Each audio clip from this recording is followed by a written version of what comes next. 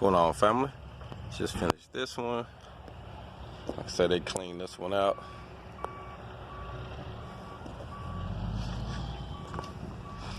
Let you see how I went all the way around it. You can see the penetration from the outside.